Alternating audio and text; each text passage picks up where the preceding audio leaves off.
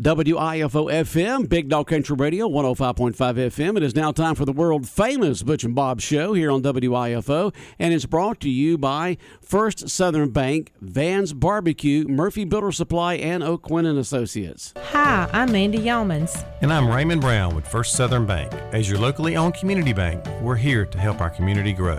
Our customers are why we are here. You can tell we want your business. We offer all types of deposit products, personal and business. We have fast, efficient service, and yes, we have online banking too. I'm sure we have an account to fit your needs. Stop by or call us at 912-588-1010 and see how First Southern Bank can help you. We're FDIC Equal Housing Lender. When it comes to barbecue, Van's Barbecue in Jesup is the place to be. A small family-owned business located at 1876 on the Savannah Highway. Van's Barbecue has lunch and dinner specials. Stop by or call to make an order. The number to call, 427-3358. Van's Barbecue's new manager is Sarah Van. Van's Barbecue offers potato salad, coleslaw, baked beans, and don't forget their delicious mac and cheese. Also, check out their shrimp plates, the best in town.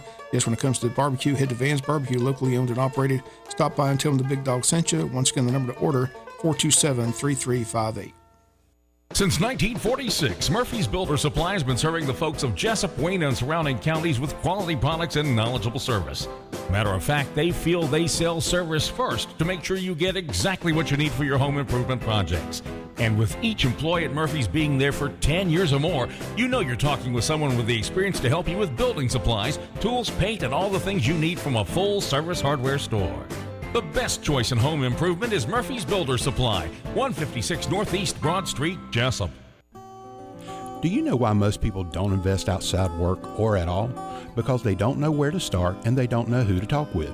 If this is you, give me a call. Hi, this is Sean O'Quinn. I can help set up a plan no matter where you are in life to get you on a suitable path to a sound financial future. Give me a call, Sean O'Quinn, at 912-385-1000 or stop by the office at 212 South 1st Street right here in Jesup. That number again is 912-385-1000. The following is an exclusive presentation of Jesup Broadcasting, the sports leader in Southeast Georgia.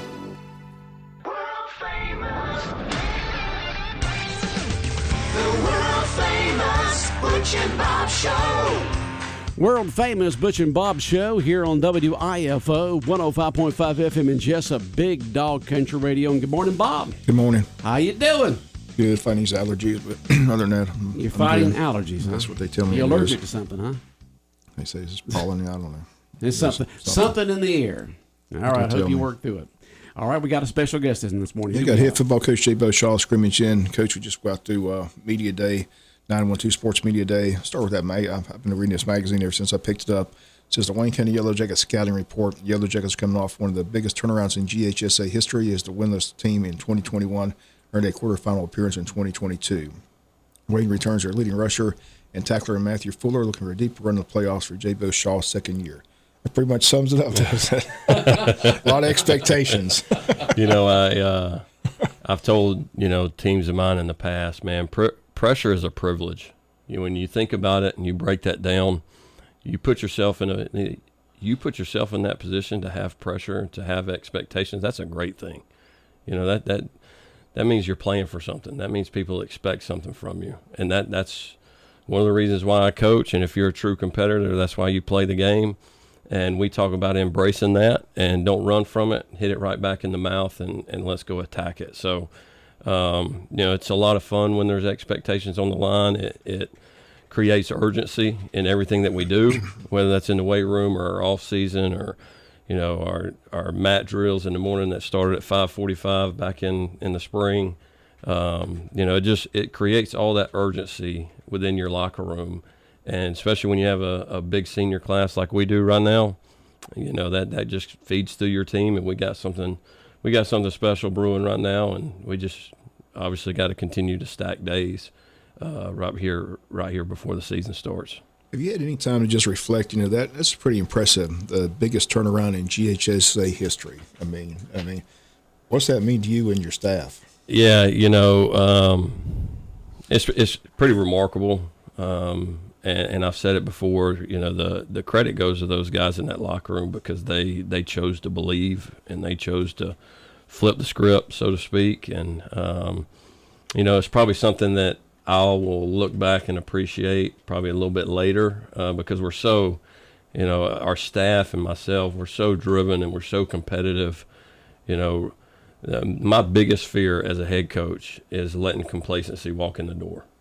So anything that we do, is basically 4th and 1 for us. Whether it's weights or whether it's workouts or whatever it may be, it's 4th and 1, and we better find a way. So it was a very special year, and I was so appreciative of those seniors that kind of left their mark and set us on the new path and what it should be, what Wayne County football should be year in and year out. But it's definitely something, our staff, when you go in the off season and you go to these clinics and professional development and people see the WC on your chest and it's like, woof, look at the year that they had. There's a lot of pride that comes with that, and our coaching staff takes a lot of pride that when we show up somewhere with the WC on our chest, that people are going to know who we are when we walk in the door.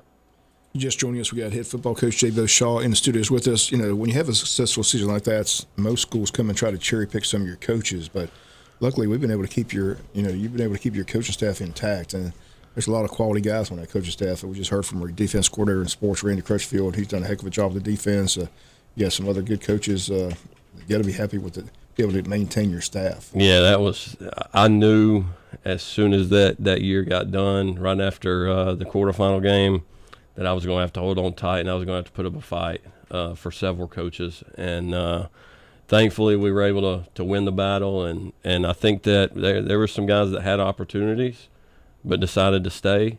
So I think that speaks, they love Wayne County and they love coaching these kids. And, so being able to keep the staff intact and bring in a new special teams coordinator that's been a head coach before, that's been a coordinator on the offensive side, on the defensive side. He's done special teams before, which is kind of what his drive is. It's we've got a special staff. We don't have a ton of guys, but you know what? I'll take those coaches in that locker room and any day of the week, and they do a great job of loving our kids, whether they're wearing the helmet or the helmet's off. It's not just, the love that we have for a player is not solely based on their production on the field. And I think if you ask our players, they know that, and they know it's good, bad, ugly, great, perfect. They know what to expect when they see a coach walk in the building and they get a hug from one of us. So just very special staff. They do a great job. I hold them to a very, very high standard. They know the expectations and what's going to happen, and they surely help me put our plan out and reiterate some of the things that I'm trying to get across to our kids. Practice has been going on all summer. I've been able to get to some of the practices. I've enjoyed it. Went to the Patty Camp down in Camden County, enjoyed that. But, it's pretty intense. But right now, August 1st was the first day of full pads, and this is a school week. So what's your practice been like this week? It's been good. Monday we got hit by the heat, so we had to make some adjustments and move on. But our guys, it's like I told them, it's no different than a lightning delay, no different than whatever it may be. You got to be able to adjust, and you better be able to adapt. So we started Monday, and then yesterday we went in the morning, got a really good full pad practice in, and we got after each other and created a really extremely physical practice. And then as soon as I leave here this morning, we'll be on the practice field again this morning for more of a situational, third down, red zone, goal line, backed up, middle of the field, all the type of kind of situations that usually happen within the game, getting personnel on and off the field, getting defensive calls, offensive calls from the sideline. We'll hit that this morning. Then Thursday, tomorrow in the evening, we'll go in the stadium and basically, kind of have a mock of our pregame warm-up, kind of make sure everybody knows what's going on for the new guys, or a refresher for the returners, and should be ready to strap it on and be ready to go on Friday night. And Friday's the scrimmage. I want to invite everybody to that. You're taking on your father's team, the Metter Tigers. He's the new head football coach at Metter High School.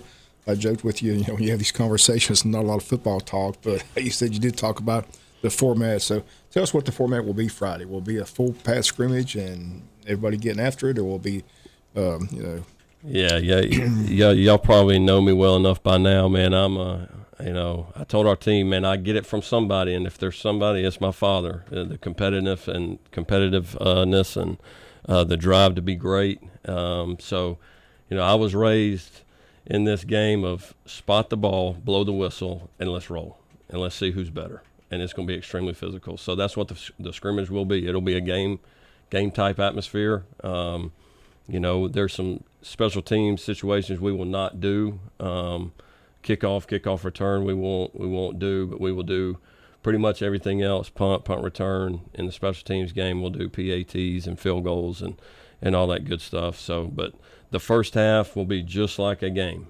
exactly like a game. And then in the third quarter, it's pretty much the same thing. We may come out of halftime if one team didn't get some red zone work or whatever, kind of some certain situations.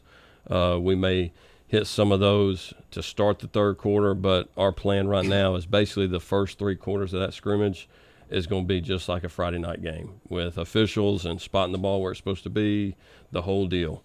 And then the fourth quarter, pretty much the change is just a running clock in the fourth quarter. And getting some of the younger guys in and getting some of the JV and getting some good reps and good film that we can build and get ready for our JV schedule as well. So I'm excited. It's very unique. It'll be a lot of fun. The kind of calling back and forth kind of started on Sunday and the joking back and forth. When we were staff meeting, and I know they were staff meeting, he can tell me they weren't staff meeting, but I was a part of his staff for a long time. I know dang well what they were doing on Sunday afternoon getting ready for us. So we've joked back and forth. For me personally, it'll be a very just special moment for me. I've shared the sideline with him countless times. So as either playing for him, being his offense coordinator for however many years, and now being able to just, coach against him and getting our teams prepared for a season and a run and doing it the right way. This game has meant so much to my family, my entire family, my brother, my sister, my mom and my dad, to be able to share that moment with him.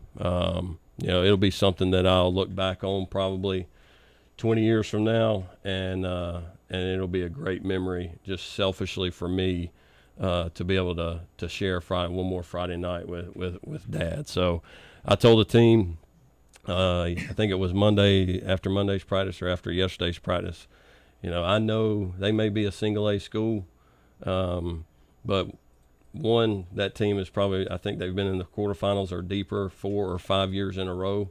I know that community loves football, and I know their guys play extremely hard. And, me leading a team and leading a program and putting things in place came from somebody, and that somebody mostly was him. So I know exactly what the type of team is going to walk through them gates on Friday night, and they'll be extremely physical. And, we better be ready to roll and be ready to go. So it'll be a great test for us and give us some things to correct going in to get ready for Bradwell. And just joining us, head football coach Jaybo with us. Let's talk a little bit about your team. Let's start with the offense. You got your young quarterback back. Interviewed him last Saturday at the 912.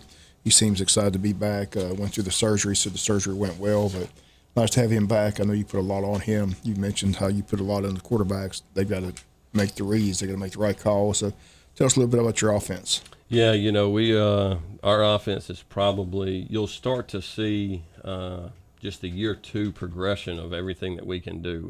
With Jeb being back and how he operates things and the way he communicates and just the confidence and the command that he has, that you'll start to see those progressions. And I always say it's offense takes a little bit of time as far as just getting on the same page. When you change completely schemes and new signals and new terminology and all this stuff, it takes a little bit of time, and certainly, the trigger man makes it go, and he's done a great job. Like you mentioned, I put a lot on the quarterbacks. He's in charge of changing protections now. He's in charge of getting us in and out of plays there versus different looks, and getting us in a play that has a chance to be successful if I make a bad call. So he's, you say it all the time, but within our offense, he's another coach on the field, and he's still learning and grasping the offense and getting better every day. But certainly he's had a great summer, great off season. It's good to see 14 back running around and throwing the football. And then as a whole offense, I had mentioned before, we're going to run the football. I believe in running the football. I think you have to run the football to be able to win games in late November and into December and get to that final game. So, we will believe in running the football, but what you'll probably see a little bit more than last year is, some shot plays, the play action game, being able to play fast at times and really push the tempo, and then be able to slow it down when we need to. So you'll see different tempos. You'll see, hopefully some more, more explosive plays in the pass game, and our guys have done a great job so far. We're nowhere near where we need to be, but we shouldn't be. If you're peaking at the right time, and that's region getting ready for a playoff run. We've got to be ready to correct some things after this scrimmage and continue to build on the stuff that we've done so far this off season. So I'm excited, but certainly getting Jeb back, he's done a great job. And defensively, a lot of starters back. We mentioned Fuller playing free safety. You got Tavion Wallace, Jaw Ross, just to name a few of those players back. But a lot of experience back on defense. Yeah, if there's one thing about that defense, I'm sure glad I don't have to go against it, call plays against it on a Friday night. There's a lot of guys that run extremely well. They're extremely long. They play with great effort, and they certainly represent our brand of football. So they've done a great job, and that whole collective defense. Obviously there can only be 11 starters, but man, we're going to play. We're going to play a lot of guys, and we've created some really good depth. We're thin at some spots, but that was kind of expected just because of the loss of to graduation at some spots. But we're going to force guys to learn fast and throw them in the fire, so to speak, and let them get some experience. And by the time we hit region play, you hope that they're getting closer to being that sophomore if they're a freshman, or a sophomore to a junior. So Coach Crutchfield and our defensive staff, they've done a great job. They certainly represent what I want a defense to be as a head coach, and we'll be multiple. I think that's one thing. We'll have some different things that going in, again, just a year or two of our defensive scheme. So they've done a great job, and I'm certainly glad I don't have to call plays against them. Yeah. How about the special teams? Get the punter back, McElwain. What about your kicking game? Yeah, I think our special teams game will be a huge weapon for us. If you come out and you've seen us in the punt game, which I think punt is one of the most important plays in football. It can flip a game just in that 7 seconds, can flip a game probably faster than anything, is my belief. Whether that's a block punt, or you pin them inside the 10, or you flip the field on them. That's a huge play in the game, and thankfully we've got our long snapper back with Dagan Martin, and then our punter Hampton McElwain. They've really bought into their craft, and they're working to perfect that craft, and they've done a great job. It will certainly be a weapon for us, and we've still got several kickers that are working. Hampton's one of them. Christian Sellers is one of them. So we'll have some options, whether that's on kickoff or a field goal or a PAT. But bringing back experience in the specialist game is certainly a weapon, and they've done a great job. How about your schedule? It's pretty much the same schedule as last year. Just flip the home games or away games or home games. But, the region-wise, you got to deal with BC, New Hampstead, Burke, the Islands, Southeast Bullock. So your thoughts, first of all, on the region schedule? Yeah, I think when you look at our region, I've said it before, our region, when you look at coaches and the success that coaches have had within our region, whether that was at a previous school or their whole career, whatever it may be, you've got guys that played in state championships, made deep playoff runs year after year, and then you pair that with good players and communities that care about football.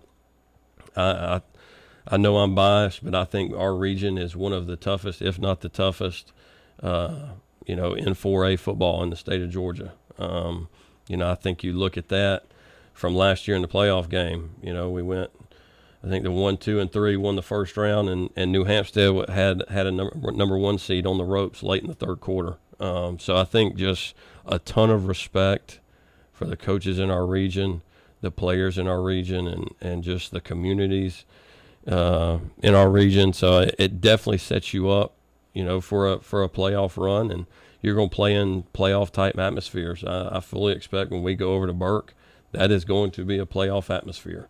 When we host Benedictine, that's going to be a playoff atmosphere. Same with New Hampstead, same with Southeast Bullock, and the Islands. I know that coach at his previous stop, he will have them better than they were last year. So again, just total respect for our region, and I think it's a great region in high school football.